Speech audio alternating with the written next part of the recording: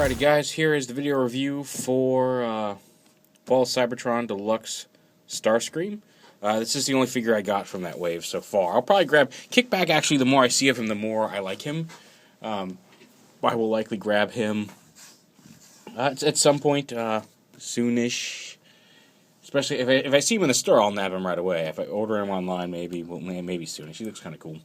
Ultra Magnus is pickup if I see him in the store, but I'm not in a hurry. He looks better than Prime, but not enough for me to just go, yeah. But Starscream I really wanted because, hey, it's a new Starscream, and I've kind of been on a Starscream kick lately. So yeah, he's basically modeled after his ship in the game. It's not perfect. It is a deluxe figure and all that implies, especially considering some of the recent shrinkage and design errors of the Transformers line.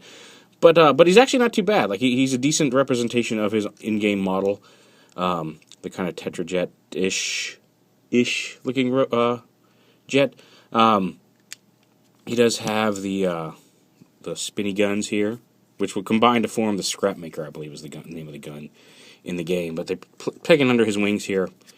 For jet mode, you can unpeg them if you choose. It's not hard to do.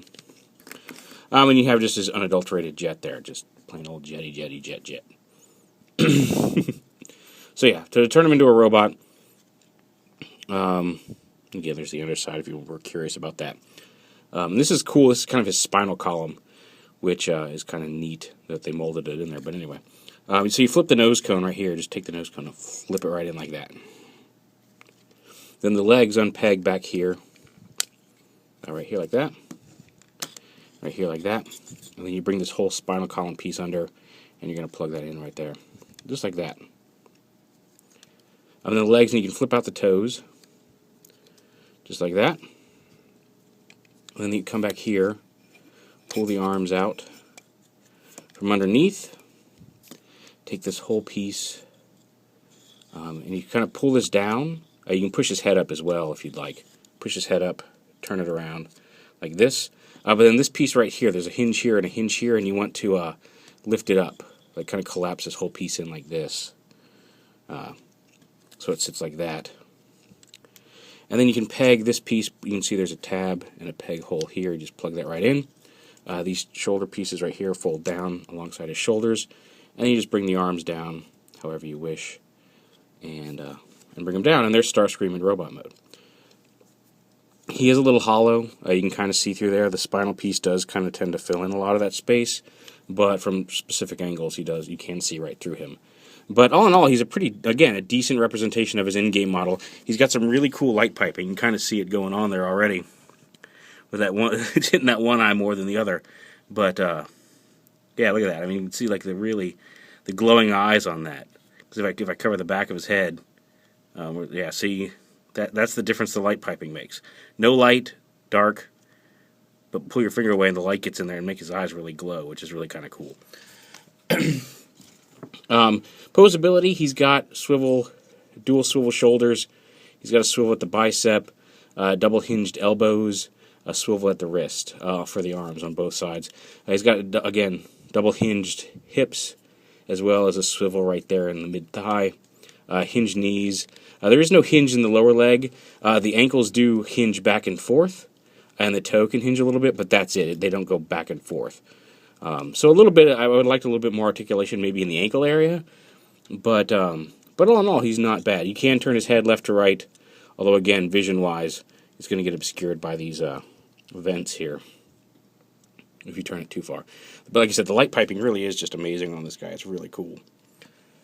Now, the Scrapmaker weapon, again, you can peg into his arms, either side, to give him kind of represent his standard null rays, if you choose, the arm-mounted guns, like that. So you've got that option, which if you just hold it like this, it makes them look really wide, but you can angle the arms. You can kind of, since the wrists rotate, you can kind of undersling them a little bit to make them look a little bit more normal. You can also combine the gun into the Scrapmaker. And it's really cool when you do that. You just kind of, again, tab, hole, just peg them together. When you do that, those spinny guns, they interlock. So if you spin one, the other one spins in unison with it. And there's a couple little gears back here, so if you can get your fingers in there, you can actually make them both rotate at the same time. Again, that's mostly made for little kid fingers. But yeah, you can spin them together, and he can hold it. So I've seen some people hold it with this peg, like this, but the forearm does kind of get in the way unless you have his arm like this. But he can hold it as a weapon like that. He can hold it by either one of these long pegs as well. The long pegs, you can so you can have him hold it like double. I've seen pictures of him doing this. Let's see. Oh, there we go. Kind of bring his arms in like that.